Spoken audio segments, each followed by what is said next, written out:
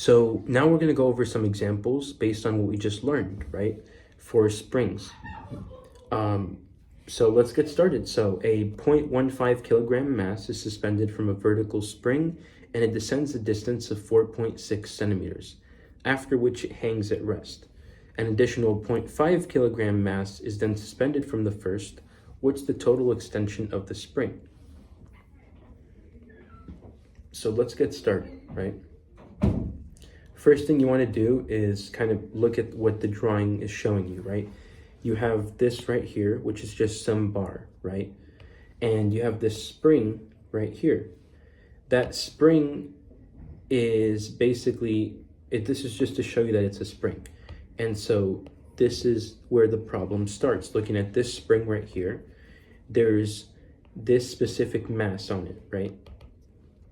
And so what you see is this mass is 0.15 kilograms, right? And so again, we don't want to mix up our units. So switch from centimeters to meters, right? Okay. And so what we get is, again, we went over the units for K. K, we said, was in newtons per meter. That's why we want to switch from centimeters to meters so that everything makes sense in the end. Okay, so it is displaced. If this is delta, this line right here represents delta x equals 0, it's displaced 0.46 meters, right? And so what you get is that you want to draw a free body diagram, right?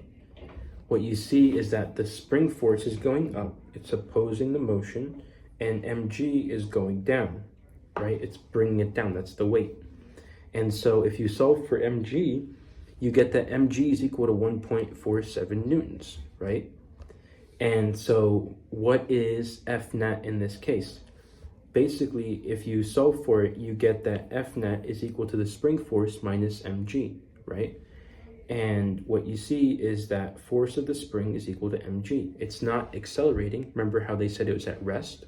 So F of the spring force is equal to mg because it's not increasing y or it's not increasing up or down, right? It's not accelerating. And so what you can say is the spring force is just equal to this value. But remember, we said the spring force is equal to negative k delta x, right? And now, plugging that in, we can figure out what what the spring constant is. And we get the spring constant is 31.96 newtons per meter. So how does this help us? So let's go back to what the question is asking, right? It's saying that we've basically solved this part, right? But the question is actually asking an additional 0.5 kilogram mass is then suspended from the first. What's the total extension of the spring? So why did we go through all this work to figure out K, right? Because K is how we figure out, because K is the spring constant, right? And so it'll make sense as we go along right now. Draw another free body diagram for this. You can say that you have to add the masses together because now it's heavier, and you get some value right here, right? 6.37 newtons. And then again, it's not accelerating, it stays at rest. And so what you get is that the spring force is equal to 6.37 newtons in this case, right? And so again, we go back to force of the spring is equal to negative k delta x, which we said was Hooke's law, right? And so what you want to figure out is the total displacement of the spring. And now it'll make sense as to why we need the k. So once you rearrange the equation to solve specifically for delta x, you get F of spring, so the force of the spring divided by negative k right here is equal to delta x. And so now you just take what you just solved for right here, which is the k, and you're able to just plug it in and you get your full delta x. You can put it as in meters or in centimeters, depending on what the question is asking, but you want to try to stay with one unit the entire time, right? Don't start with centimeters and then move to meters and then move back to centimeters.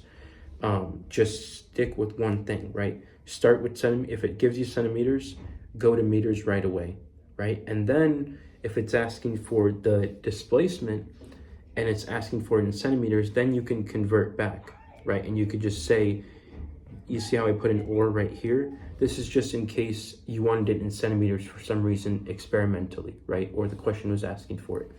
But ideally, if it's not stated, stick to meters. It'll make your life easier and everything will work out in meters. It won't work out so well in centimeters, okay? But again, you can choose to write it in centimeters if it's needed. I mean, your final answer, of course.